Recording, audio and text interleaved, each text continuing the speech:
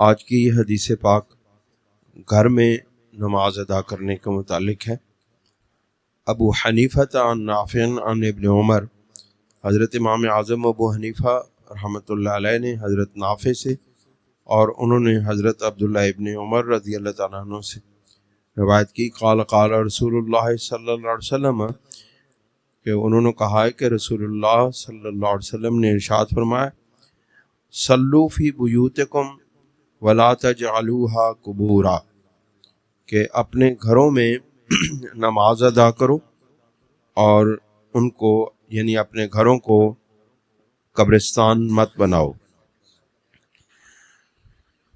آپ جانتے ہیں کہ سرکار دو عالم صلی اللہ علیہ وسلم سے پہلے جتنے بھی لوگ نماز ادا کرتے تھے یا عبادت کرتے تھے، وہ اپنے اپنے خاص مقامات پر ان کو نماز ادا کرنے کی اجازت تھی، یعنی اپنی عبادت گاہوں میں، گرجوں میں، صومعہ میں اور مندروں وغیرہ میں وہ عبادت کیا کرتے تھے۔ لیکن سرکار دو عالم صلی اللہ علیہ وسلم کی یہ خصوصیات میں سے ایک خصوصیت ہے جس کو سرکار نے اس طرح بیان کیا ہے کہ وَجَعَلْتُ لِيَ الْأَرْضَ مَسْجِدًا وَطَهُورًا، کہ میرے لیے اللہ تعالیٰ نے تمام زمین کو مسجد اور پاک کرنے والی، یعنی مٹی جو پاک کرنے والی ہے اس کو میرے لیے خاص طور پہ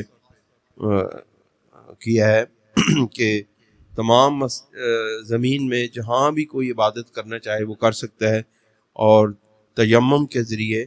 اگر پانی اویلیبل نہ ہو، پانی میسر نہ ہو، تو تیمم کے ذریعے وہ وضو بھی کر سکتا ہے، غسل کر سکتا ہے، پاک ہو سکتا ہے۔ تو یہ تمام دنیا کے لوگوں کو یہ پیغام ہے، عالمی پیغام ہے کہ پیغمبر اسلام صلی اللہ علیہ وسلم نے مسلمانوں کو عالمی پیغام دیا ہے کہ اپنی نماز اور عبادت کو صرف مسجد کی چار دیواری تک ہی محدود نہ رکھا جائے، بلکہ اس کا دائرہ اپنے گھروں کے اندر وسیع کیا جائے۔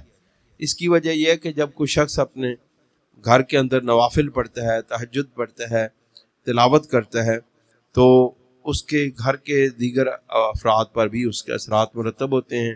اس کے بچوں کے اندر نماز پڑھنے کی ایک رغبت پیدا ہوتی ہے، اور اس گھر کے اندر جب اللہ اور اس کے محبوب صلی اللہ علیہ وسلم کا ذکر ہوتا ہے تو اس گھر کے اندر برکتیں نازل ہوتی ہیں۔ آج ہم اپنے گھروں کے اندر ان برکتوں سے محروم ہو چکے ہیں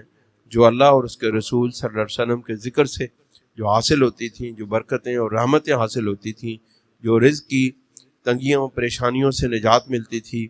جو اللہ تعالیٰ کے ذکر سے جو شفائیں ملتی تھیں، اس سے ہم محروم ہو چکے ہیں۔ اس وقت ہمارے گھروں کے اندر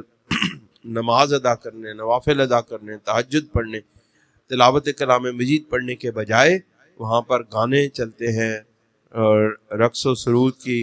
وہ جو ویڈیوز ہیں وہ چلائی جاتی ہیں، تو وہ کیسے برکتیں حاصل ہو سکتی ہیں؟ اللہ تعالی ہمیں سرکار دو عالم صلی اللہ علیہ وسلم کے پیغام کو سمجھنے کی توفیق عطا فرمائے۔